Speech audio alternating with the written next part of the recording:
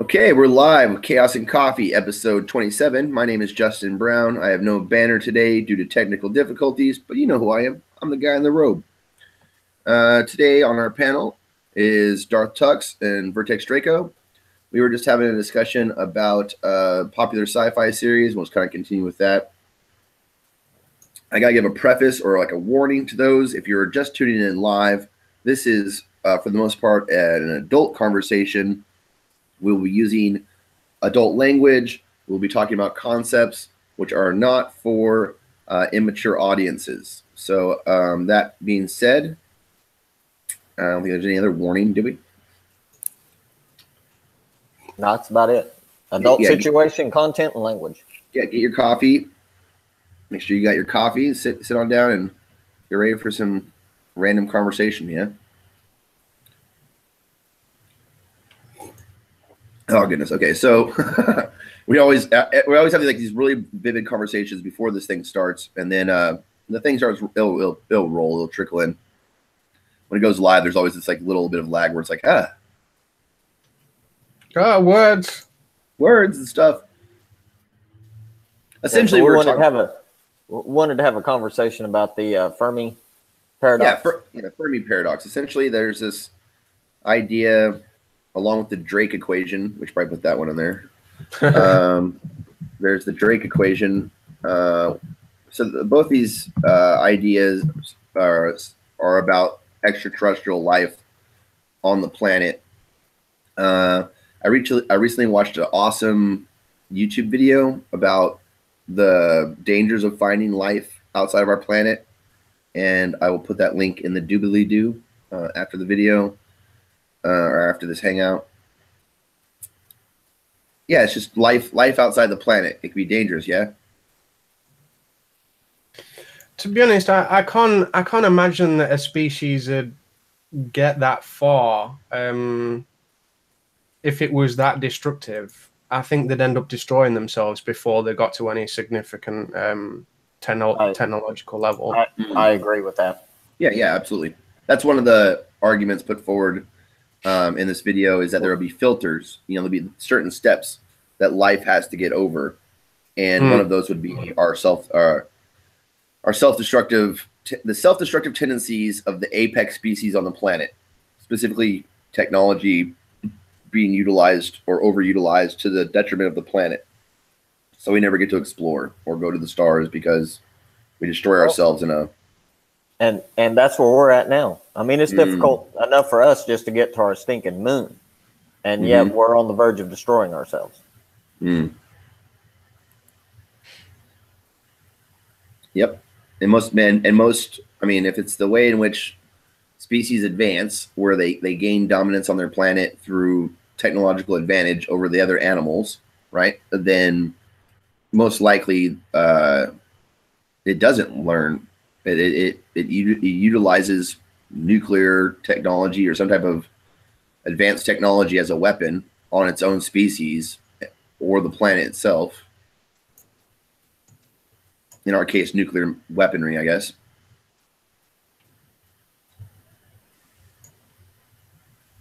Well, we solved that problem.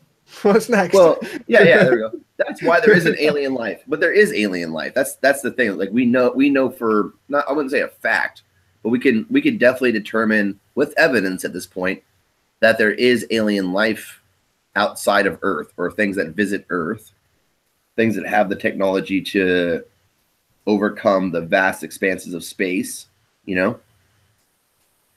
Mathematically, I'd say it's nearly impossible. I should more say it's highly, highly improbable for us to be the only life in the universe with the size of our observable universe. Anyway, the chances of us being the only type of life, even if it's just some sort of bacterial life or more primitive life, it's too unlikely for life to only be concentrated in one place rather than anywhere else. And even like if that was the case, I'd have some serious questions as to why that is. Like why would that occur if there's if there's another planet that has ideal what's the word? Conditions. Yeah, ideal conditions to have life, then why wouldn't it occur? Why would that not end up happening? So, well, we know that that comets carry everything that's needed for life, right? We know that comets have crashed into Earth, and that's probably where life came from here. And we've seen comets crash into other planets. And now just recently we found comets around other star systems. So it seems to me to be logical that life will take place wherever it can. yeah. Why that life is on a comet to begin with is another question we could look That's at. $100 million question right there. Yeah. Where did this biological material come from to begin with?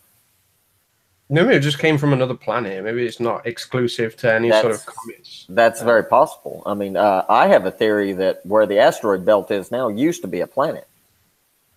And yeah, it's highly possible that there was life on that planet before whatever disaster struck it that broke it up.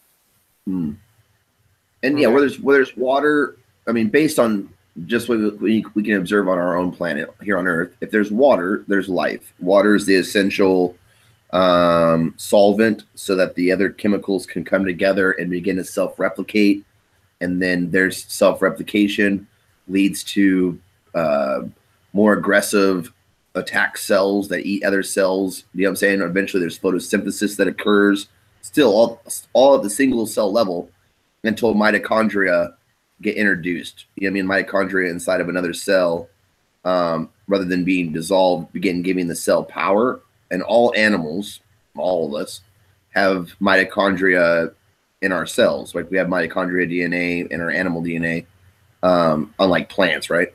So, and that's a big step right there. That's a huge step just to incorporate a mitochondria into the cell.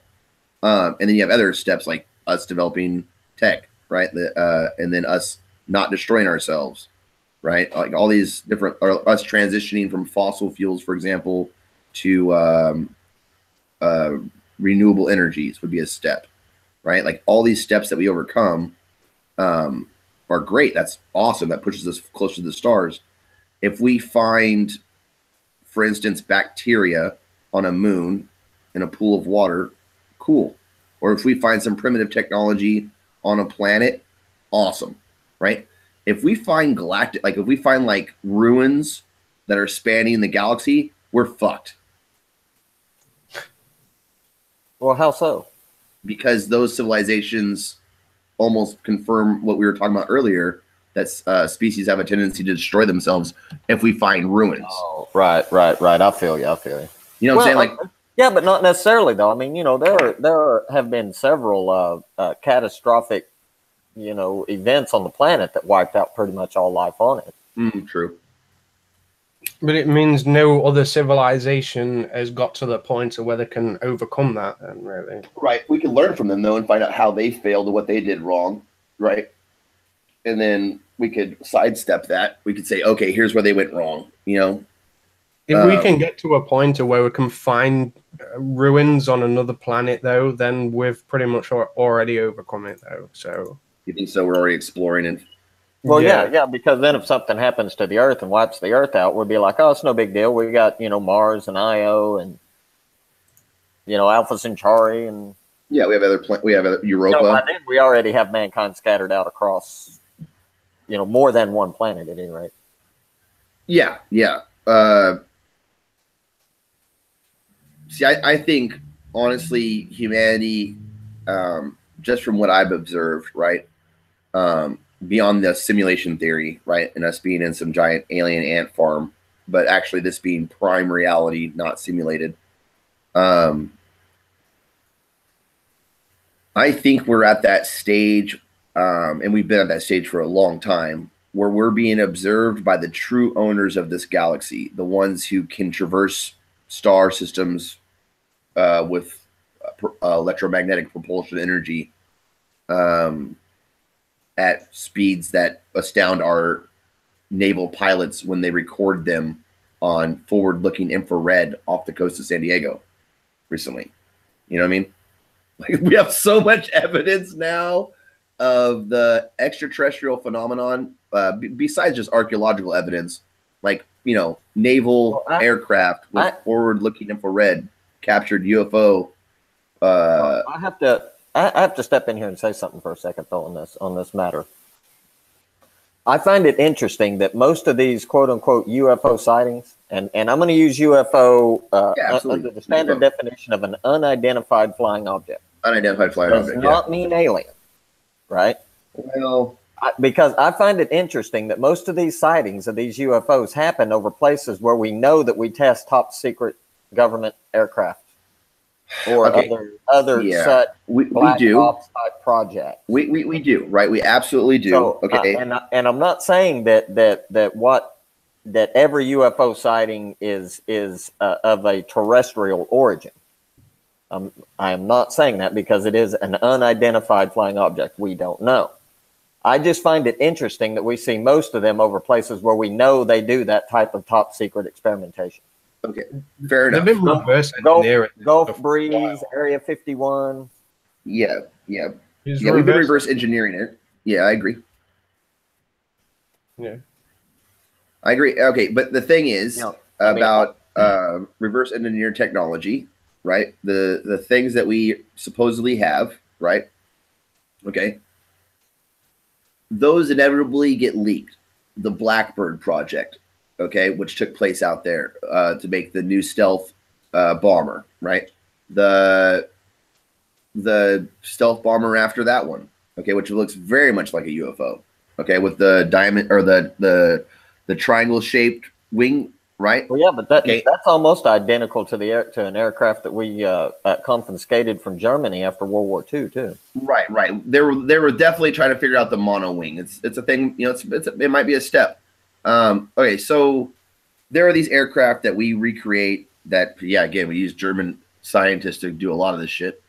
That exist in the Midwest or in the deserts of America, and there's regular sightings of, for instance, the Aurora project, which is a high altitude supersonic plane that keeps fucking exploding because the friction in front of the engine, like where the engine intake air is, the friction gets too much and the engine just keeps exploding, right? So there are all these projects where people look up and then they go, oh, what's that? It's like a long contrail, a burst, and then nothing, right? And they're like, oh, that's an alien, or that's some type of UFO. Nope, that's one of our planes exploding. No big deal. Or that's a rocket malfunctioning, right? And a lot of shit like that happens. No big deal. I understand the human technology to an extent, right? And the fact that we use engines and fuel-based rockets. When I see shit go into the ocean or emerge out of the ocean, right? Nobody has that. China doesn't have that. Russia doesn't have that. The U.S. does not have shit that can fly into the ocean and then fly out of the ocean. Yeah, I can agree there. Yeah, well, I can't do it. And I've seen odd things like that myself over the years. I've just always been very reluctant. I don't know if it's because I'm naturally a skeptical person. And I don't like to say just immediately, oh, that's alien, simply because I sat there and watched it for 15 minutes as it just sat there doing nothing, and then all of a sudden just poof, disappeared. Discounting it isn't very skeptical though either, because then you're taking an emotional investment in one of the sides. Well, I don't know. I really strive to kind of stay neutral on the matter and say, yeah, I can see where this would be an alien craft, and I can also see where this might be human technology that the public hasn't been made aware of yet. Right. Yeah. Okay. In that instance, where it's human technology that we're not aware of yet, right? Like, for instance, drones or any of the stealth technology that humans or the public isn't made aware of, but the government knows, right?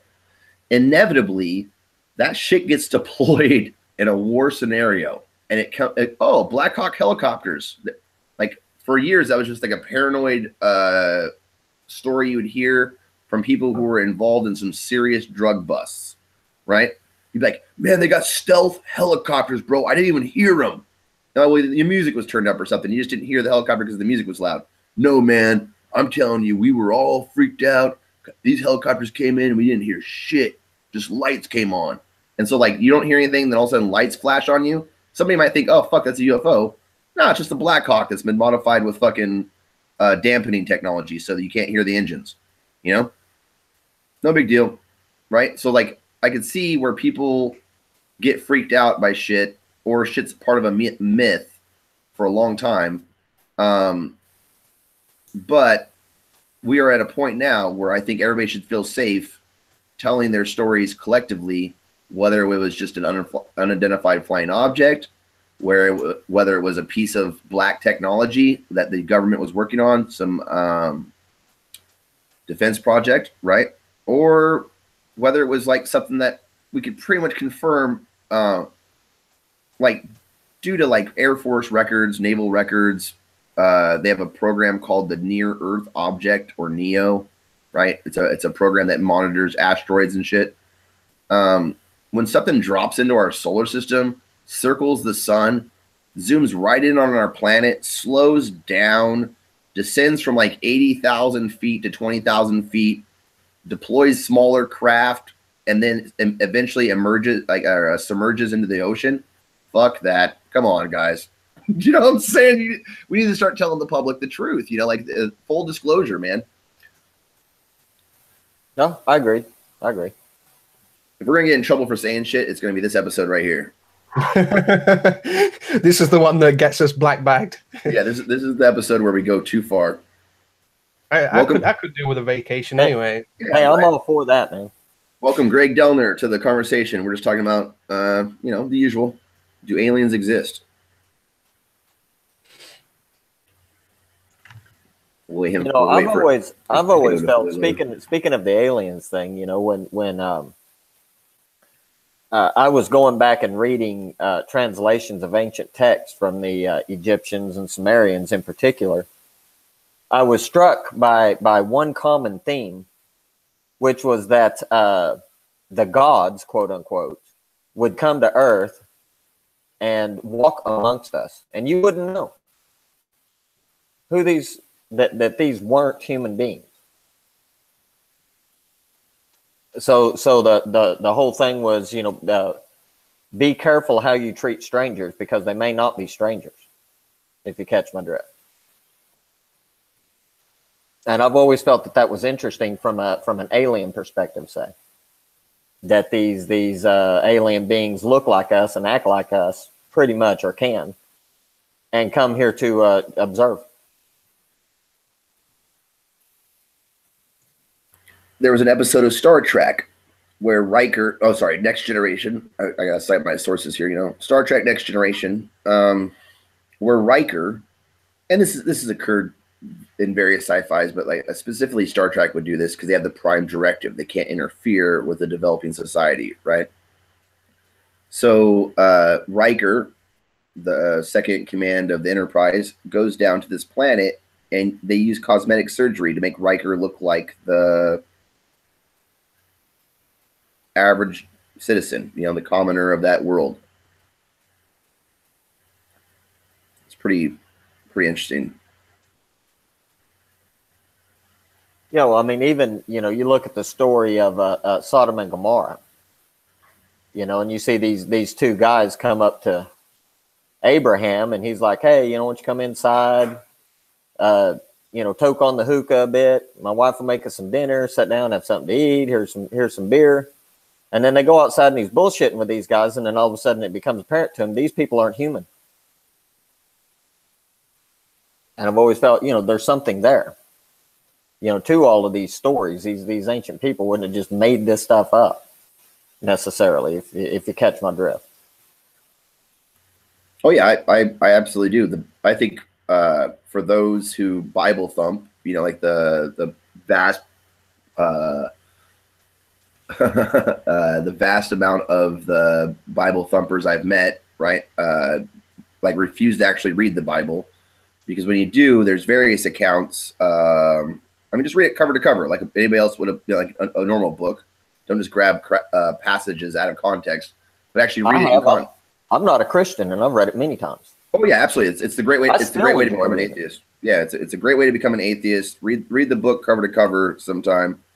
My favorite one is Moses on the Mount, where the god or whatever descends as fire on the mount, and then asks for a very specific gold device to be made of very exact dimensions. Yep. And really, if you look the way it was constructed, it sounds a lot like a capacitor to me. Yeah. Or Yeah. a Leyden jar. Yeah. Definitely an electronical piece of circuitry. I used to make really big, 0.015 microfarad capacitors that discharge at 35,000 volts. So I got a pretty good idea of how they're made. So yeah, when they describe building the ark, right? Or the box that they wanted built, right? Or that God wanted built on the mount, and then they get this artifact that lays waste to anybody that comes in contact with it. You know what I mean? Yeah, it's pretty fun. That's probably the broken radioactive piece. And here's the broken radioactive piece. Go bury it somewhere. Okay, we sure will. Instead, they march into war with it. Yeah, the Egyptians did the same thing. They would carry in these gold covered boxes that would have an image of their god on top of it in battle, so that your gods were right there with you. Yeah, I understand that. Okay, so they were mimicking that custom. I get it. And the Covenant was very, very similar, although it was constructed differently. There's a legend of the money pit. It's a hole up in like Iceland, Greenland area. No, you're talking about Oak Island in Canada. Okay, like Nova Scotia. Where the hell? Like, where is this thing that I'm talking about? The money pit. It's off the coast of Nova Scotia. Okay, yeah, off the coast of Nova Scotia. There's this island called. Excuse me, sorry. Oak Island. Oak Island. That's easy enough. Yeah, well, it's called Oak Island because oak trees are not native to that part of Canada. Right. Yeah, except exactly. on this one island, so it's the oddball out. Yeah. Well, okay. So as legend has it, these guys, these really awesome people called the Templars, who were these heroes of the European era. These dudes brought this box out of the Solomon Temple, right? And they knew it was dangerous. They saw its effects, right? And so they buried it in Oak Island in the money pit. As far as I know, to this day. Yeah, well, it was an odd thing because these boys had found way back, 1920s or so, I think it was. This group of teenage boys had found a level of oak planks with banana leaves on top of them. Now, of course, bananas you're not going to find a banana tree within, 2,000-3,000 miles of Oak Island, right? So that drew people's attention. And when they started excavating, they discovered that 10 feet down was another layer of oak planks with banana leaves on top.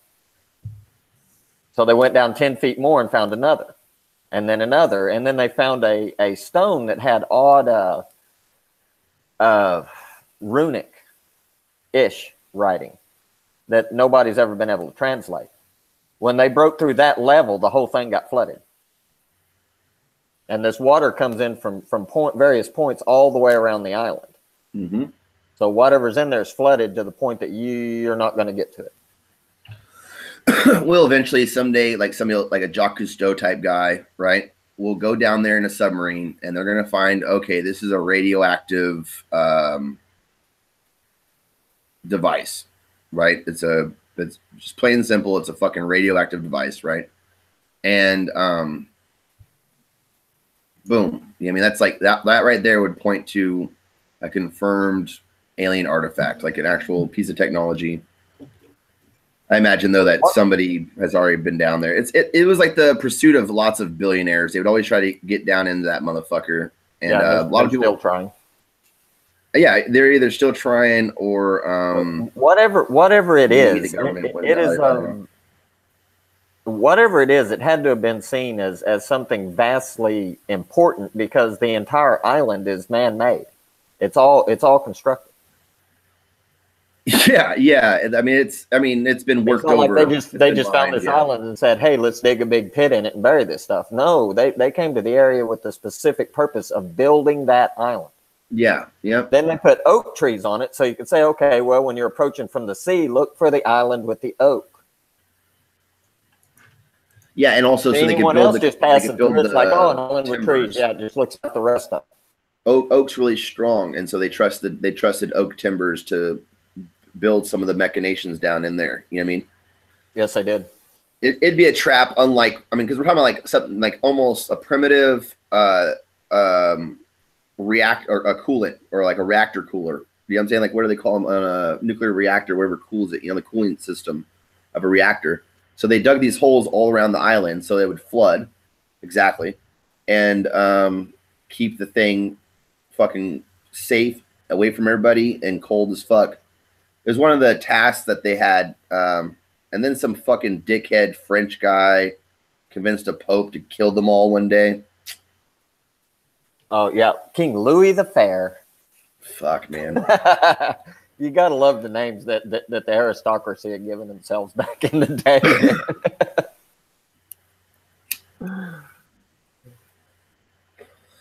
I always forget the other Templar It wasn't even a Templar organization. It was another Crusading Knight organization that betrayed him as well. I can't remember exactly how that all went down. Wikipedia has an article on it, I'm sure, at this point. Friday the 13th, man. It's not just the Jason movie.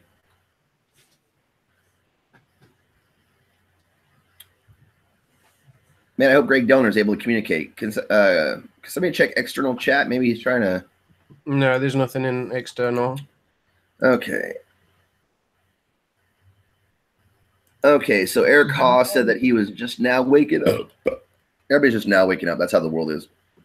Do you Was know up this really late guy? last night, though. Hopefully soon. Like, you're seriously being requested, Mr. Eric Haas.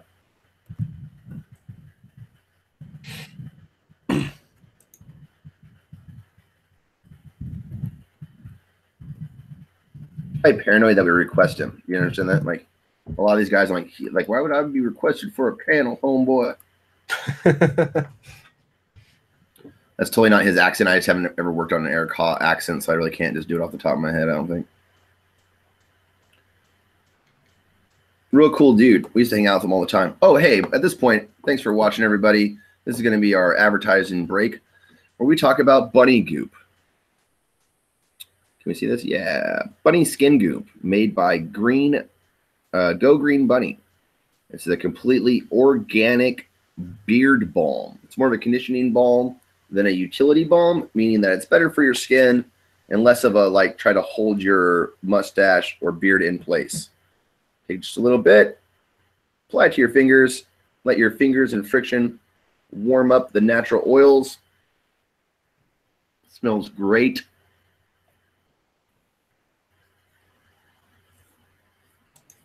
I apply it to my limited beard. What it's really for is it's for the skin. It's supposed to it like melts down and warms up on your skin, and it just helps your skin a lot. Nice conditioning balm. I'll read off some of these ingredients. The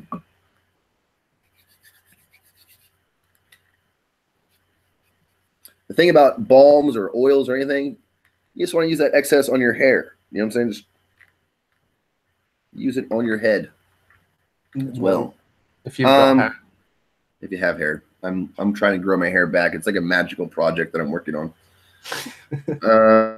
Okay, olive oil, coconut oil, shea butter, borage oil, echinacea, lavender, chrysanthemum, dandelions, comfrey, beeswax, tea tree oil, and other essential oils. Go Green Bunny out of Tehachapi, California. Again, still not sponsored. I do not get paid by them. Just love the product. An unpaid sponsorship. Well, it's one of those things where it's just, you know, I like to talk about things that are really good. It's a good product. You know, like I'm not going to get recommended if I get paid for it. Like that's when you're recommending like weird shit. Like that's when you're getting paid to do a commercial. This is just one of those sponsors. Like it's not a sponsorship. It's a, I don't know. Endorsement break. Yeah, a little endorsement break. Yeah, there we go. Okay, let's move on to another topic. I think we did that one pretty well. The Drake equation? No, I guess we already talked about that. Yeah, we did that. Yeah, I mean, we covered that. We hit that one on the head. Okay, so checking the various chats. Somebody's already on external, right? Or somebody's watching. Yeah. Thanks to our one viewer. It's probably Draco just watching our external chat. It's probably me. I don't see anyone. Oh, goodness. Okay, so what's going on in the world? They just released the new memo. I saw that. However the hell you're pronouncing that guy's name. Have you read it yet? Nunez memo. What Yeah. is this? Okay. I haven't heard about it. Okay, so the thing is, there's investigations that are ongoing. Okay? Yeah. I should have brought a brush out here to get all this into my skin. Okay, so there are these. There's a Russian investigation in Congress. There's an investigation into Russia in the Senate. And then there's a special investigation going on over at the FBI, or what we call the Justice Department. The Justice Department is kind of like the department that handles all of the criminal activity in the country. So not just the FBI, but also the DEA, the ATF, I think ICE technically. There's a bunch of little branches, or ICE might be immigration, so it's different. Anyways, there's a couple of agencies within the Department of Justice, right, that are so they're at the top. So you have these agencies, and this Department of Justice makes sure that they're not corrupt or anything like that. Right, and the Department of Justice also oversees like the prosecution of people, like it's judges and prosecutors. It's a huge thing, the Department of Justice. So, anywho, the memo says that the spy who created the dossier is not credible. Okay. When in reality, this is the same man who busted the FISA thing, or the FIFA thing wide open, the soccer. Oh yeah, that corruption scandal. Yeah, same guy. Okay, this British. He's like basically a James Bond, right? His name's like Christopher Steele or something like that, right? He's very, very well respected within the intelligence communities all over the world. Yeah, oh yeah. I mean, this guy is like pretty much above reproach regardless of what country you're from. So they try to question him and that report that the dossier that he developed as the reason for what's called a FISA, which is the Federal Intelligence Surveillance Apparatus or some stupid shit. I don't know. Yeah, anyways, the thing about the FISA court is they need evidence before they start just spying on the people. Like, we developed this thing so that they can't just spy on us. They have to like get a warrant. Do you understand what I'm saying? Okay, so to get a FISA warrant, they use the dossier and other things, other elements, to get a warrant on one of the lowest guys in the Trump administration, this guy named Carter Page. Okay? So at this point, they're spying on Carter Page. Or they're surveilling. It's, really, potato. They're surveilling Carter Page, right? And with all the shit you ever see in a movie, like, they got his phone, they got his fucking email, they got a fucking little drone that flies above his car. You know what I'm saying? They got a listening device in his wife's earring, whatever the fuck it is, right? They're surveilling Carter Page. How, as far as surveillance goes, with what's in place, it's near enough impossible for them to not be spying on absolutely everyone. The only thing that stops them from opening something up is an apparent like warrant that's needed. But a warrant, it's like a click of a button. Yeah, absolutely, bro. I'm doing hyperbole. He has a cell phone, just like everybody else has a cell phone. You know what I'm saying? They got him. Yeah. But suffice to say, in this process, I'm going to summarize here, so I don't go through like 6 months of what's been going on. Okay. This results in 2 people pleading guilty. So if this is a witch hunt, right? You don't plead guilty during a witch hunt. You're screaming, "I'm not a witch," until they light you on fire. Okay? Two people have already pled guilty. Okay? And these people aren't like low-ranking Trump people. They're campaign finance managers and shit. You know what I'm saying? Yeah. Okay. For laundering funds, Russian funds. Okay. So 2 people have pled guilty. 2 people are under investigation. Okay. And Trump does this tweet like, "The Nunes memo cleared me of all charges. No collusion, He no was never mentioned in the memo, and it's worthwhile to say too that this investigation into the Trump administration started by the Republicans during the campaign when he first announced that he was running for president. The NSA, the CIA, the FBI, and other law enforcement agencies went to Congress and said, "We have a reasonable doubt to believe that Trump is a Russian agent and has been working for the Russians for a while." That's what started this investigation. That's in the Democratic memo. This memo makes the argument that the investigation was started because of this guy who was ex-MI6 who wrote this Trump Russian dossier. Yeah, Christopher Steele or whatever. And they use the fact that Christopher Steele, thank you. And they're using the fact that Christopher Steele, after being told by the FBI, "You can't talk to the media about this until we're done," actually went out into the media and said, "Oh no, I did the investigation. Everything's thorough. I know what I'm talking about, and Trump is guilty as sin." So they're trying to say now that the entire investigation into Trump is partisan, that people were out to get Trump from the very beginning. Yeah, you can't just go to them. Even if his memo's 100% accurate, the problem is you can't just go to the media with that sort of thing without letting a thorough investigation go through first. There's checks and balances that need to occur, and if he sort of provides a really substantial memo and a reason to look into them, then they should follow the proper procedure. It creates a shitstorm, basically. That's what they wanted to do. Granted, that's what they wanted to do. That's exactly what they wanted. Yeah, they wanted to confuse the issue or conflate the issue. Okay. And when the fact of the matter is, though, this Young memo, or however in the hell you pronounce the guy's last name, is really just a bunch of bullshit. It's a bunch of bullshit. For the most part, it's filled with false statements, claiming that the whole Trump-Russia investigation started because of this dossier, this Steele dossier. When the fact of the matter is that the guy that's mentioned in the memo has been under investigation as a suspected Russian spy since 2012. They've been watching him. So and the whole Trump-Russia thing was started during when he first made his announcement for his run for presidency. It started then.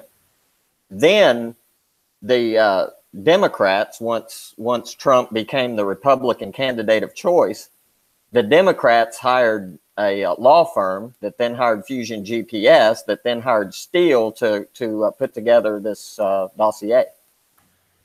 And I think there's some indications that it was actually Marco Rubio, the Republican candidate for president, or one of the leading Republican candidates for president, who initially contacted Fusion GPS to get the dossier made. Clinton's and the DNC bought, for lack of a better term, the dossier later, once Trump had eliminated his Republican. Right. Once the Republicans decided, hey, Trump is our man, then they said, well, we don't want to have anything to do with this investigation anymore. Yeah. And the Democrats said, well, the investigation must continue, so we'll pick it up.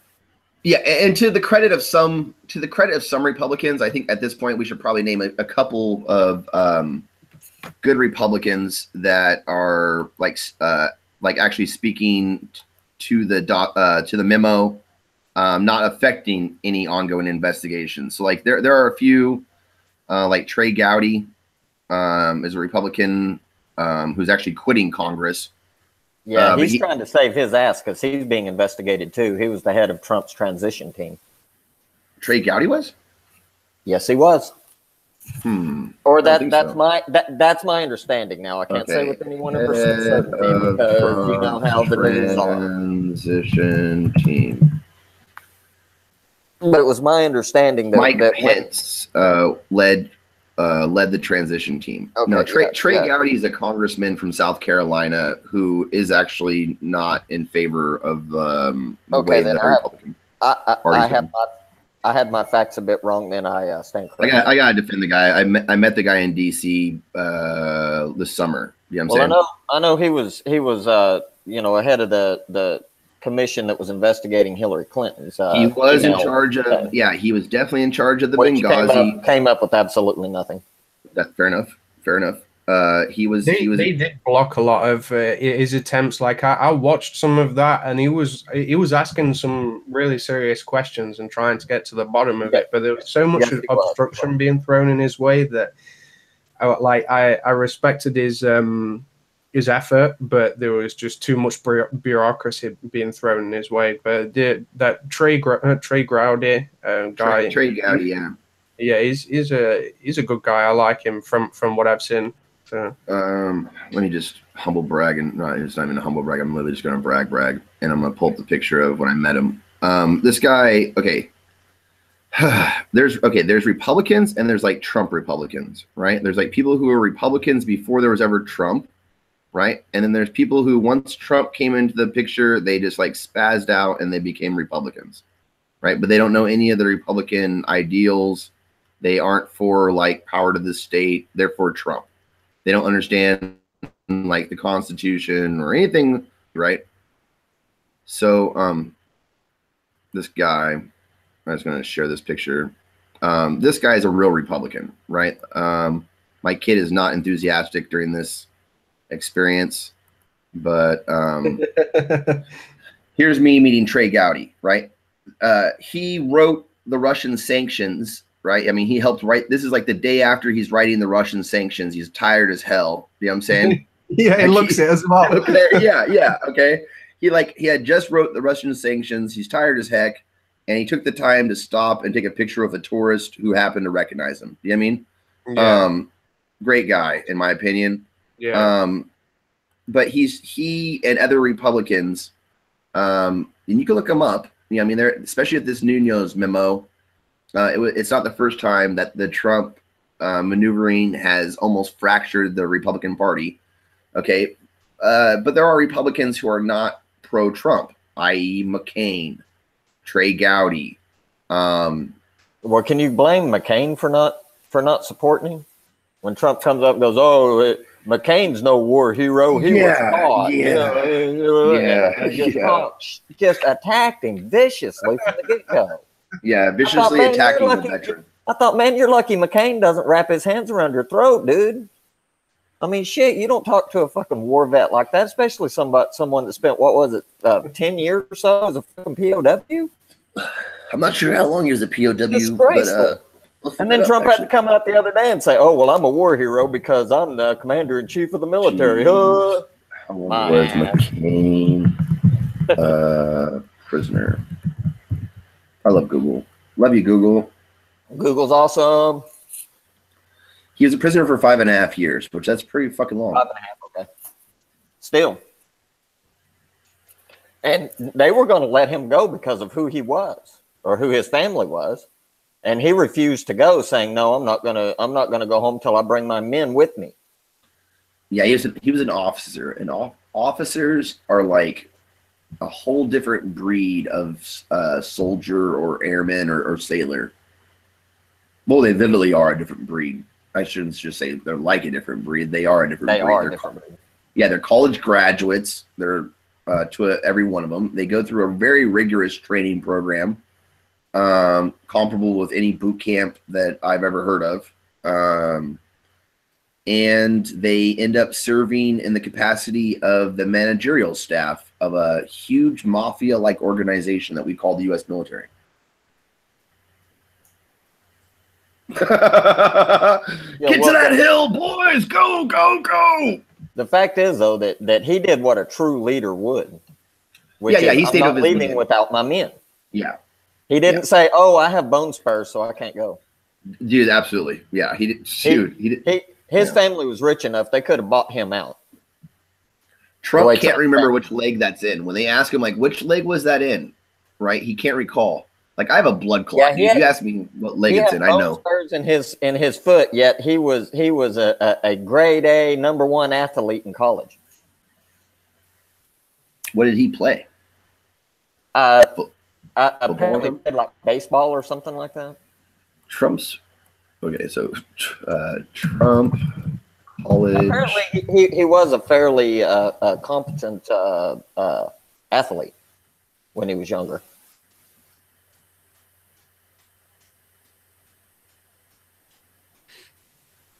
There is ready for this one though? Ready? Okay. There is no evidence that Trump ever played any NCAA or NAIA sport. Those are like the two leagues of college play, right? There were 3 sports that he played in varsity high school. He played baseball and football and 1 year of soccer. Then again, this is at the New York Military Academy. Wow. But that's a high school that prepares you for college, yeah. Right. I mean, that's no big deal. I didn't play college ball. I played high school ball. I never even at that one. I don't brag that I played. I don't brag that I played in college though. Oh shit! I watched a lot of college ball. Oh, NSU lost a lot because my girlfriend was in the band. Trump. He goes, I was really good at college ball. They're like, there's no evidence he played college ball. And then it's like, but he did play in high school. Oh man, I love Trump. Every time you look up Trump, it inevitably leads to some type of like, well, actually, he's bankrupt 6 times, and the only bank that'll deal with him is a really shady German bank that's like from Harry Potter. That's like heavily involved in money laundering. Yeah, it's like the bad bank. Activities. It's the bad bank in a James Bond movie. You know what I'm saying? Oh God, Deutsche Bank. Well, it's like, in the 90s, I took a class in school called POD, Problems of Democracy. Okay. And the whole class was that we would spend half an hour reading the newspaper, and the other half the hour discussing whatever issue it was we were reading. And at the time, Trump was named richest man of the year, or richest man in the world, right, by Time Magazine. 2 weeks, I think it was 2 weeks or so after that, Time had to issue a retraction on that because it turned out that all of Trump's massive wealth was debt. Yeah. And I remembered thinking, you mean to tell me that I'm a high school student working a part-time job at Kentucky Fried Chicken and I'm worth more money than he is? Dude, America, pretty much, yeah. America, honest to goodness, has a class system. And we're not even supposed to have a class system, but we have a class system, okay? And in those classes, you have the poor. The poor, right, are people with, basically a little bit of debt, but basically they're struggling month to month, and they have jobs. You know what I'm saying? Then you have middle class, right? Those people have massive amounts of debt. And again, they're working towards it to pay it off, right? The rich have crazy amounts of outgoing expenditures, right? What we could call debt, right? In the future, at least. When Johnny Depp is like, why did I lose my 31 million? And they're like, Johnny, you owned an island that you kept staffed full of workers year round that you only visited once in the last 3 years. And he's like, yeah, an island staffed full of people and food and water. We kept an island going for you in case you showed up. And you only showed up once in 3 years. He's like, oh, was that expensive? And they're like, yeah, Johnny Depp, it was expensive. You know what I'm saying? Fuck, dude. Rich people, dude. It'd be better to be rich as fuck and live a middle-class life and not let anybody know.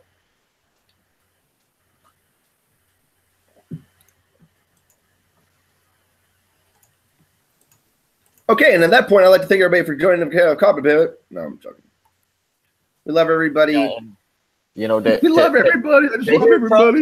Though these ultra rich people that could afford to buy in Staff Islands like that were hurting so bad they couldn't afford to feed their families unless we gave them $1 billion tax cut. Oh, that's Walmart. You talking about Walmart? Fuck Walmart. That entire damn family. Oh man, there are so many ultra rich people that are not okay. They don't get subsidized personally. Oh man, Oh, but their businesses do. Oh yeah, I know. Yeah, I tried. Walmart rakes in, $10 billion a year, and the government goes, "Oh, poor Walmart. You're not making enough money. Here's another $20 million just to make sure that you can stay in business." Yep, and it's a very anti-union establishment, man. They get really mad about union. What Walmart's idea of healthcare benefits to their employees are? Here, we're going to help you get on social assistance. We'll help you get on housing. We'll help you get on food stamps. We'll help you get on Medicare, Medicaid, or what the hell ever, because they don't want to risk their $20 billion a year profits to actually give something back to their employees. They work the employees 39 hours so that they don't have to, by law, give them anything. And they'll have you work while clocked out. Like there's a big scandal where they'll like tell you, "Hey man, can you clock out and then bring in those carts?" And it's like, you want me to clock out and then do extra work? Yeah, and it's not just Walmart. That's what pisses me off about this whole thing of, oh, we're going to give our employees a teeny tiny, itsy bitsy little raise if you're lucky. We're going to give you a one-time, if you're lucky, bonus of $1,000.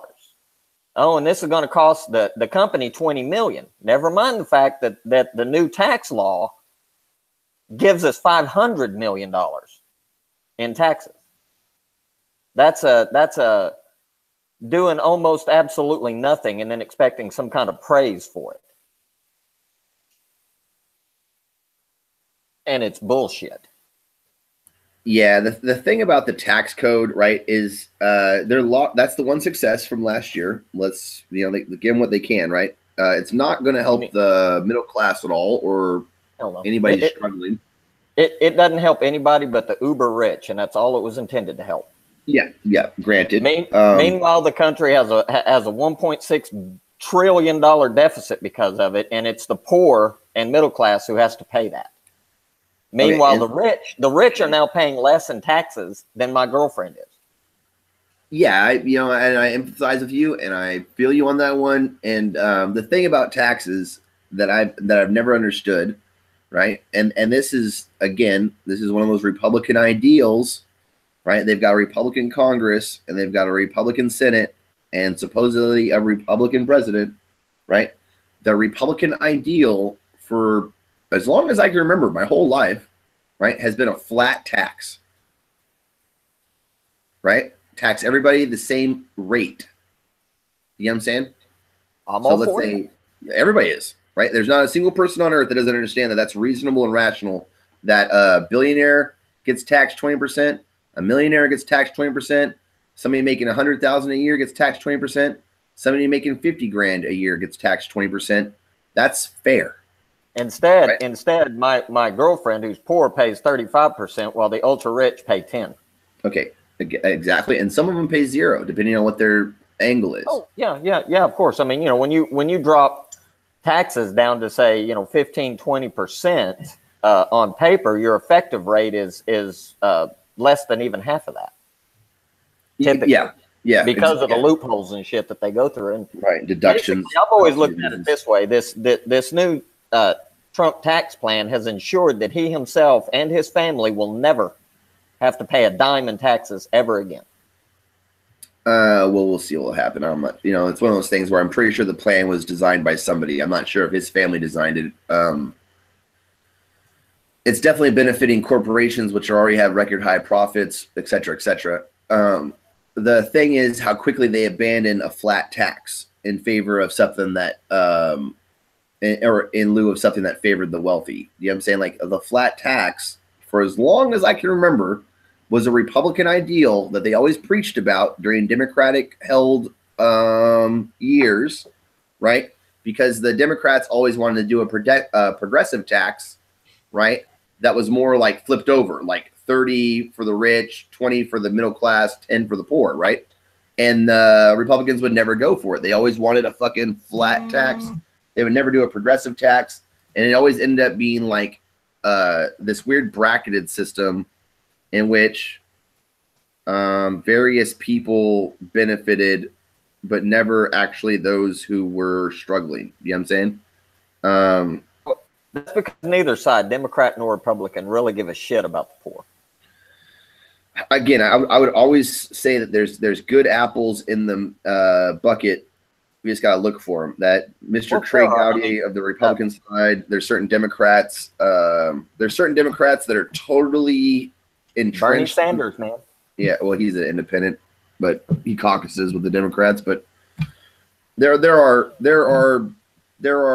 Democrats that are good. It's just you gotta figure out their record, see what they're talking about, and see if they follow up on it. You know, I don't like to endorse the party anymore based on how the primary went down, where Bernie Sanders did obviously get screwed. Yeah, if he didn't get screwed, he would have won. He'd have mopped the floor with Trump. The thing I don't get is how the Democratic Party, right, which is, I mean, it's right there in the name, the Democratic Party, does super delegates, right? Which essentially, it does effectively rid the party of any democratic process. The super delegates pick the candidate rather than a series of delegates, ironically, like the Republicans do. Okay. Also, we have the Electoral College. This is the second example, Gore being the first I could think of, where the popular vote did not result in the candidate winning, right? The Electoral College picked a candidate who did not win the popular vote, right? Why would the Democrats not try to eliminate the Electoral College and replace it with something that was truly democratic? Like, I don't know, the America's Got Talent fucking voting app. You know what I mean? Jesus. That's a good point. That's a very good point. I talked to volunteers who worked at the election. I was talking to a volunteer recently who worked the election, right? And who has worked the election like since he was allowed to, right? And he said that no one ever uses those voting machines. Everybody does paper ballots. Like, all the ballots he's ever seen are paper ballots that people bring in. Now, mind you, he's in California where we get our paper ballot in the mail. We have time to fill it out, and then we bring it in, right? Yeah, I was going to say it doesn't work that way here. I used the voting machine. I used a voting machine in Oklahoma, and it was very painless. It was awesome, whatever. But my candidate won, so I have no complaints, right? But yeah, it's very fishy that the voting machines had hearings. I mean, had government hearings on their vulnerabilities before this election. There's really only one company that makes the majority of, or there's three companies that make the machines. You know what I'm saying? Like any business, there's like one that makes the majority of them, and then two outliers for regional reasons, I guess.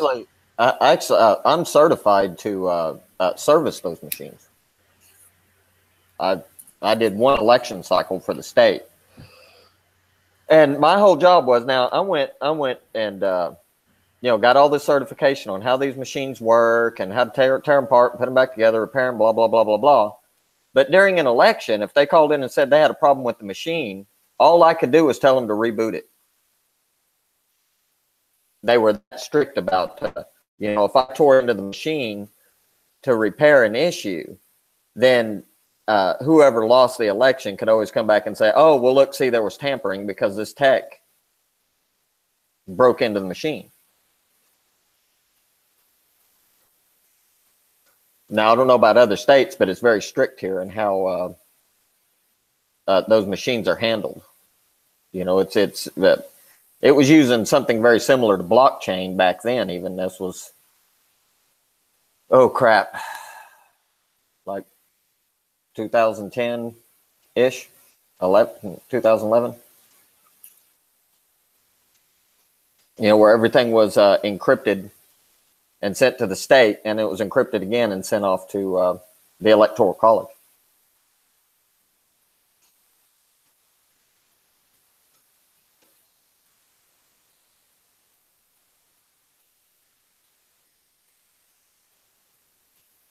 But what upset me the most is that I'm an independent. And when I went in and registered to vote, I wasn't going to. I figure, hey, you know what? I work for the state during this election cycle. I cannot be political, straight up. So I'm just not going to vote.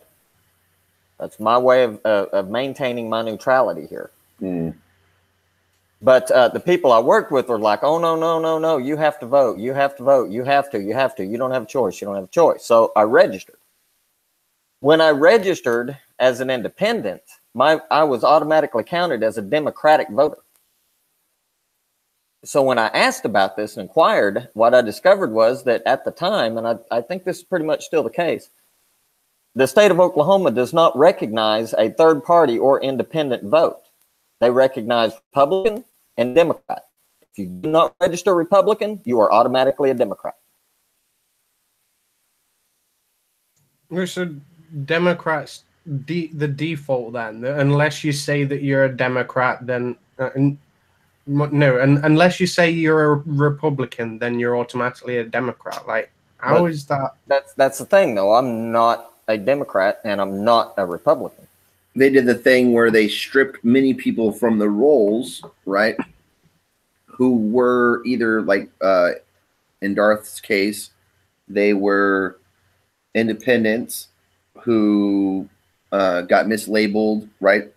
Or in some cases, they were Democrats who had a history of voting like against the main candidate. I'm hesitant to say her name because I don't want to end up dead. But there's a oh, sorry, I heard a beep. I thought I was done for. You messed up now, Brown. Yeah, there was a candidate which people had a history of not voting for. Like, let's say, actually, I don't even have to say it. It's in newspaper articles. This is common knowledge. A bunch of Obama voters were stripped of their place on the Democratic rolls, right? So they show up to vote, and they're like, "You're not registered to vote," and they're like, "No, I'm registered to vote, Democrat," and they're like, "You're not on the list," and it's like, "I voted for Obama last time," and they're like, "Oh," like, wait, what? You didn't vote for Hillary, and now all of a sudden you're not on the rolls? What a weird coincidence. Oh, well, maybe it didn't happen to hundreds of thousands of people. Oh, it happened to hundreds of thousands of people? Wow, that's a lot. Fuck.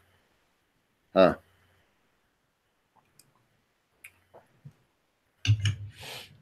The Democratic primaries were a shitstorm. I was literally on vacation. I was literally like, I'm going on vacation during this.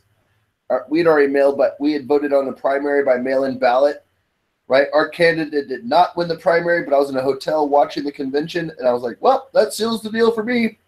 I'm done with that. I'm done with that whole platform. Fuck it. And then I started making fun of everybody. Everybody.